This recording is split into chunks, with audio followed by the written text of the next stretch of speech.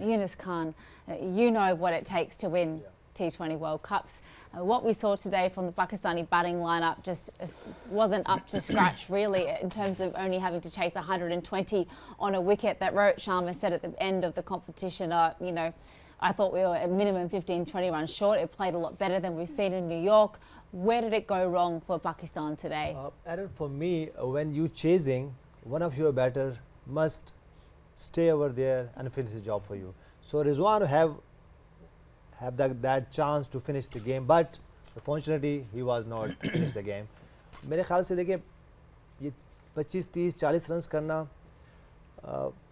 जब आप runs post कर रहे हो तो फिर तो ठीक है. अगर मैं टीम इंडिया की बात करूँ तो उनके पास भी यही था कि जब हाफ में मार्क पे हम गए तो उनके भी 80 और रन्स थे और हमें ऐसा लग रहा था कि 140 रन्स करेंगे वो और कहीं जाके फिनिश करेंगे. लेकिन उनसे भी वही मिस्टेक हुई कि उन्होंने भी ठीक है वो उस वक्त रन्स पोस्ट कर रहे थे तो चलें ठीक है, बाजू का ये 30, 40 तो समझ में आते हैं जब आप रन्स पोस्ट कर रहे हो. लेकिन जब आप चेस कर रहे होते हो तो हमने देखा है कि एक बैटर जो है वो जाके उसको एंड तक खेलना है.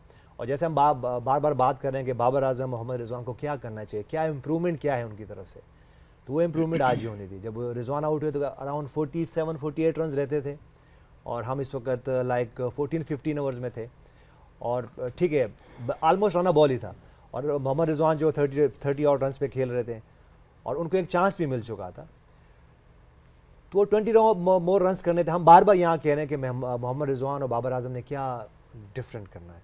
वो यही है कि वो जो आप 30, 35, 40 रन्स तो कर लेते हैं लेकिन जो आप विनिंग की एक हैबिट होती है वो कब आती है, जो कि हमने देखा है. हम विराट कोहली की बात कर लें, हम जॉर्ज बटलर की बात कर लें, वो लंबी इनिंग जब खेलते हैं तो फिनिश करते आते हैं गेम आपके लिए. और आज बड़ा मौका था कि मोहम्मद रिजवान अपने 20 रन और करते और उनके अराउंड वो जो 27-28 रन और होते वो हो जाते.